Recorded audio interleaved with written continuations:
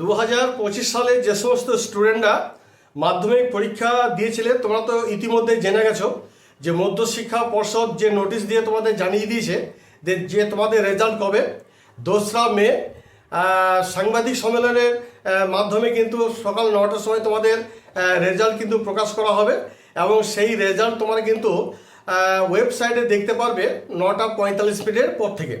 তো যাই হোক, রেজাল্ট তো তোমাদের বেরোবে, এটা ঠিক আছে, কিন্তু এইবারে পাসের সংখ্যাটা কেমন হতে পারে বা তোমাদের আদৌ কি গ্রেস নাম্বার দেওয়া হয়েছে, পাস কি অনেকে করেছে কি করেনি, বা সবাই কি পাস করতে পেরেছে কি পারেনি, এই নিয়ে কিন্তু আজকে কয়েকটি কথা কিন্তু তোমাদের সামনে তুলে ধরবো।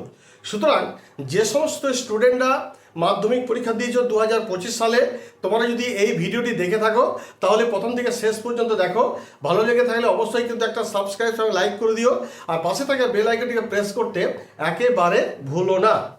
দেখো, তোমাদের তো রেজাল্ট তো প্রকাশিত হবে 2রা মে 2025-এ। তো যাই হোক, এইবারে কিন্তু পাসের হার গত বছর তুলনায় কিন্তু একটু হলেও কিন্তু বেশি থাকবে। তো আমি ব্যক্তিগতভাবে মনে করছি প্রায় 90% ধরে নাও তোমাদের কিন্তু পাসের হার থাকবে, আর 10% মতন হয়তো কিছু ফেল থেকে যাবে বা পাস করতে পারবে না কেউ। সেই জন্য এক কথায় বলা যায়, তোমরা অনেকেই কিন্তু কমেন্ট সেকশানে কমেন্ট করছো যে স্যার সবাই কি আমরা পাস করে যাব, তো এক কথায় বলা যেতে পারে না, তোমার কিন্তু সবাই কিন্তু যে পাস করে যাবে তা নয়। কিছু ছেলেমেয়ে কিন্তু ফেল করবে, ফেল তারাই করবে যারা সাদা খাতা জমা দিয়েছে, কিছু হয়তো এমসিকিউ এসিকিউ হয়তো খুব একটা লেখেনি, আর ব্রড কোশ্চেন তো ধরা ছোঁয়ার বাইরে। সেক্ষেত্রে তাদের নাম্বার ওই 25টা নাম্বার যে প্রত্যেক সাবজেক্টে তুলতে হয়, সেই 25টা নাম্বার উঠবে কিনা সেটা হয়তো সন্দেহ আছে।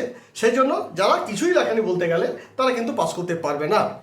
আর এই যে তোমাদের বললাম প্রায় 90% মতো কিন্তু পাসের হার থাকবে, অর্থাৎ আমরা দেখতে পাচ্ছি ম্যাক্সিমাম স্টুডেন্টই কিন্তু ভালোই লিখেছে, খারাপ কিছু লেখেনি। এমসিকিউ এসিকিউ বা তোমার ধরো ব্রড কোশ্চেন এগুলো অ্যাটেম্প করেছে, তাদের কিন্তু তোমাদের 25টা নাম্বার কিন্তু অনায়াসে কিন্তু উঠে যাবে, এবং যার ফলে দেখা যাচ্ছে যে প্রায় 90% ছেলে কিন্তু এই বছর কিন্তু মাধ্যমিকে পাস করে যাবে।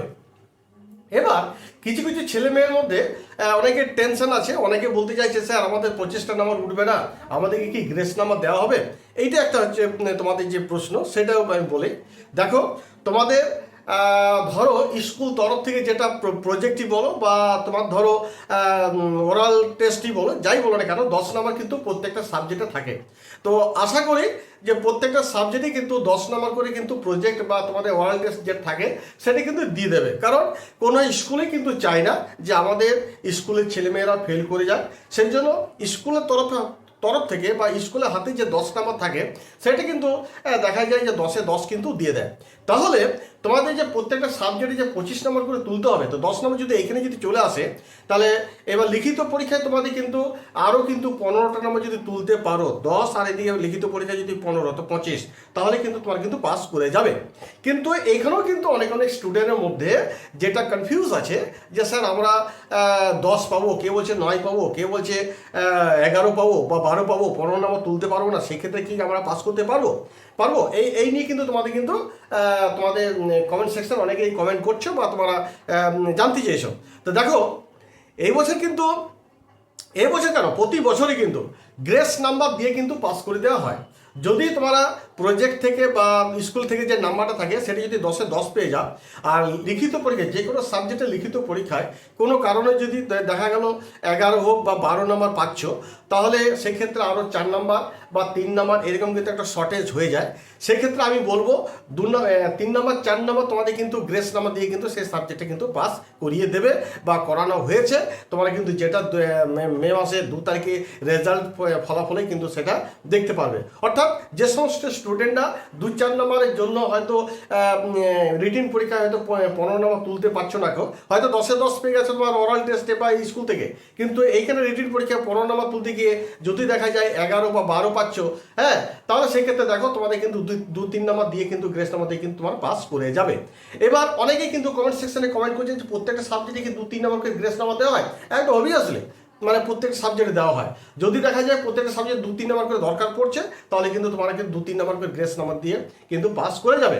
কারণ আমি কথাটা এই কারণে বলছি, আমি গত বছর একজনকে রেজাল্টে দেখেছিলাম, সে কিন্তু 7টা বিষয়েই কিন্তু 25 করে নাম্বার পেয়েছে, অর্থাৎ 175 নাম্বার সে পেয়েছে। তার মানে কি, সে হয়তো 25 করে হয়তো ওই মানে তাকে গ্রেস নাম্বার দিয়ে কিন্তু পাস করানো হয়েছে।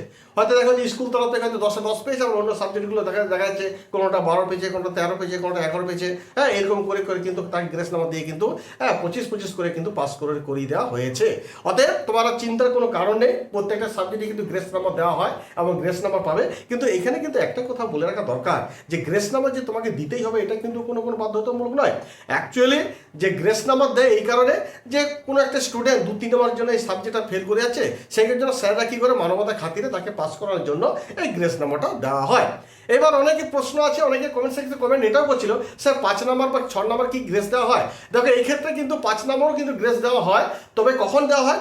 দেখা গেলো তুমি প্রত্যেকটা সাবজেক্টে পাস করে গেছো, কোন একটা সাবজেক্টে দেখা হলো যে তুমি 20 পাচ্ছ, স্কুল থেকে যে 10 নাম্বার আছে, আর এদিকে হয়তো দেখা যাচ্ছে তুমি 10 পেয়েছো, রিটেন পরীক্ষা হয়তো 20 হয়েছে, আর প্রত্যেকটা সাবজেক্টে তুমি পাস করে যাও, কোনো একটা সাবজেক্টে যদি তুমি 5 নাম্বারের জন্য যদি ফেল করে যাও, সেক্ষেত্রে কিন্তু 5 নাম্বার দিয়ে তোমার কিন্তু গ্রেস নাম্বার দিয়ে সেই সাবজেক্টে কিন্তু পাস করে দেওয়া হয়। তাহলে এই পর্যন্ত তোমরা বুঝতে পারলে যে তোমাদের কিন্তু এবারে পাসের হার কিন্তু প্রায় 90% থাকবে। অনেকে ভালোই রেজাল্ট করেছে, ভালো নাম্বার পাচ্ছ, আর যারা পাস করতে পারবে না তারাই পাস করতে পারবে না, যারা কোনো কিছু লেখেনি, হ্যাঁ, তাদেরই ক্ষেত্রে কিন্তু একটা ফেল হওয়ার একটা সম্ভাবনা রয়েছে। যাই হোক, এই বলে আমি আপাতত ভিডিওটি এখানে শেষ করছি। তোমরা সকলে ভালো থাকো, 2রা মে তোমাদের রেজাল্ট সকলে ভালো হোক, ঈশ্বরের কাছে এই প্রার্থনা করে ভিডিওটি এখানে শেষ করলাম। ধন্যবাদ।